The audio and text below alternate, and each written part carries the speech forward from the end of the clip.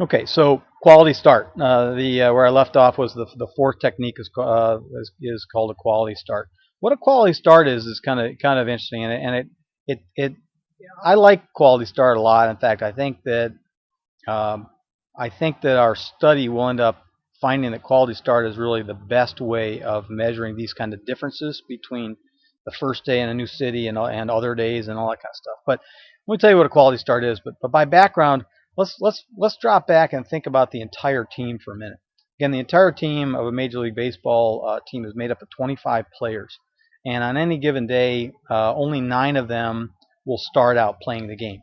And as we said earlier, the starting pitcher is really the most important guy in that he is very influential in the game.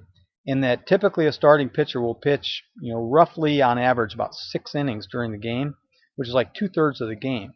And his performance will be largely measured by the number of runs he gives up. So if you think about it, your starting pitcher is going out there, and his performance is directly related to the amount of runs your opponent is going to score, at least for the first 6 innings or so in a game. That's like 2/3 of a game of your opponent's output. So if your starting pitcher goes out and pitches great for 6 innings, you'll be facing an opponent that scored probably less than the average number of runs that would be scored in 6 innings. And your guys, let's hope, scored average or better on their game. Again, if our starting pitcher does the job, we have fewer runs to make up, right? And again, since the pitcher's pitching for or typically more than half of the game, like 4.5 innings would be half the game, so 6 innings is like more like 2/3 of the game. Um, that's a big factor in whether your team is going to win or lose the game. Now, of course, it's not the only factor, and and in some ways, I think they put almost too much emphasis on the starting pitcher. Back again when I was talking about wins and losses, it's kind of silly to say the pitcher won the game. He was a big factor, but he certainly wasn't totally responsible in winning the game. So when you think about what you want, if you're a major league manager, when you're saying, what do I want out of my starting pitcher today? It's not fair to say you want him to go out and hold the team to no runs so that way you'll win the game. What you really want is you want him to go out and have a good start, like a a better than average start, meaning you'd like to see him pitch 5 or 6 or 7 or hopefully maybe even 8 innings so that the rest of your pitchers can rest and give up as few runs as possible during that span. Now, there's a statistic that has been introduced. It was introduced about 20 years ago.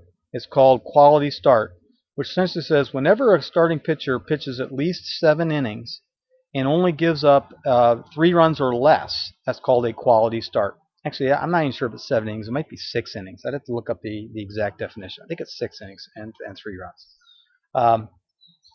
And it kind of represents what you're hoping to get out of your starting pitcher, which is you hope to get into the later part of the game and be either ahead or at least not too far behind, so that you have a reasonable chance of winning the game.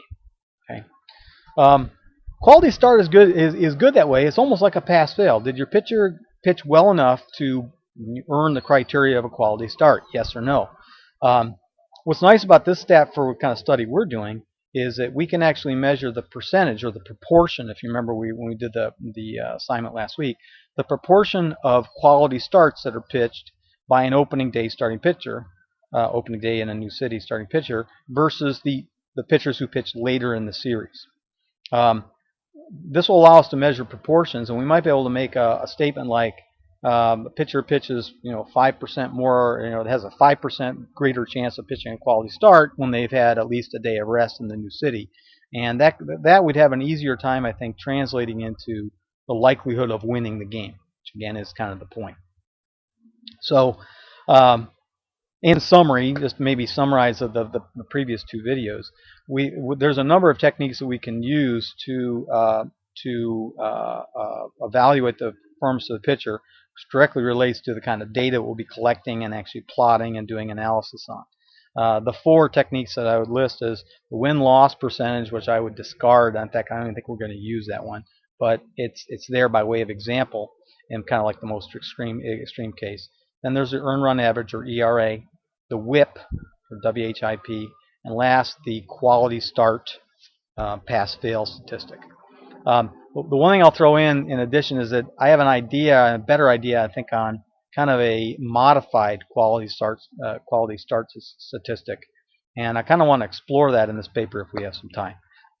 So that is the background for the type of data that we'll collect.